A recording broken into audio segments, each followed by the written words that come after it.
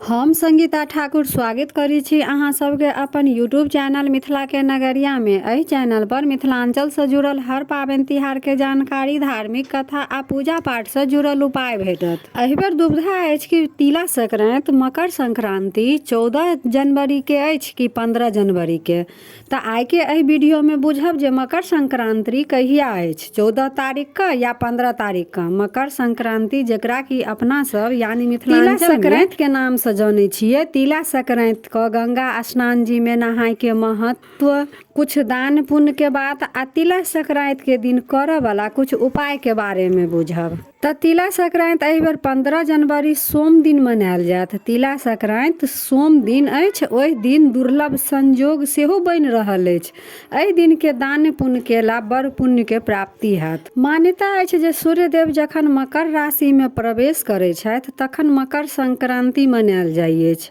ओहि दिन गंगा स्नान के बड़ महत्व अछि। ओहि दिन गंगा स्नान से सब पाप से मुक्ति भेटत आ ओहि दिन के दान पुण्य केला दोगुना फल सेहो देत। पौराणिक मान्यता एकटा इहो अछि जे मकर संक्रांति के दिन सूर्य भगवान अपन पुत्र शनि के घर जाइ छथिन। ताहि से एहि दिन सूर्य भगवान के संगे संगे शनि देव के पूजा सेहो विशेष रूप से कयल जाइ अछि। तऽ मकर संक्रांति के दिन पुण्य काल मुहूर्त अछि 15 जनवरी 7:15 से साँझ के 5:46 तक। यानी कि मकर संक्रांति के दिन भरि दिन पुण्य काल रहत। तऽ भरि दिन स्नान, दान, पूजा पाठ आ सब जे उपाय भ सकत से क सकै छी। तिला संक्रांति के दिन कुछ उपाय केला से जीवन में सुख, समृद्धि आ शांति भेटै अछि। तऽ चलू 5टा उपाय सेहो बुझ लिअ जेकरा केला से जीवन सुचारू रूप से चले आ जीवन में जतेक परेशानी हुए से दूर होय। तऽ पहिल उपाय अछि सूर्योदय से पहले गंगा स्नान क लिअ।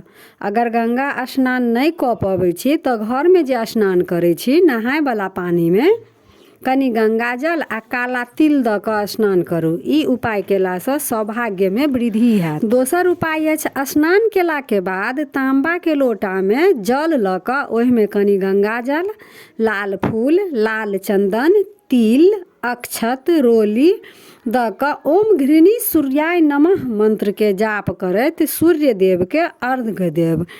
मकर संक्रांति पर ई उपाय केला से जीवन में हमेशा सुख समृद्धि के वास हैत आ बीमारी से मुक्ति भेटत आ निरोगी सुखी जीवन व्यतीत करब। मकर संक्रांति के शुभ अवसर पर ऊनी कपड़ा, कंबल, तिल, गुड़ और खिचड़ी के दान केला से सूर्य देव आ शनि देव दुनू के कृपा प्राप्त। ज्योतिष शास्त्र के अनुसार सूर्य देव शनि के घर अबै छथि आ सूर्य शनि पिता पुत्र होय तो दुनू में शत्रुता छनि। एना में शनि के घर सूर्य अबै छथि तऽ शनि देव के प्रसन्न करे लेल तिल आ गुड़ के दान कयल जाइ अछि आ अपनो सेवन कयल जाइ अछि। तऽ ओहि दिन तिल आ गुड़ अपना से पैघ व्यक्ति के हाथ से प्रसाद रूप में जरूर ग्रहण करब। ई उपाय केला से सूर्य आ शनि दुनू के कृपा भेटत। 5वां उपाय अछि मकर संक्रांति के दिन एक मुट्ठी तिल ल क परिवार के सब सदस्य के माथा पर से 7 बेर निहुँच क या उसारि क घर के उत्तर दिशा में फेंक देला से परिवार में सब निरोग रहे छथि, किनको धन के हानि नहीं होइ छनि आ सबहक ऊपर शनि देव के कृपा रहे छनि।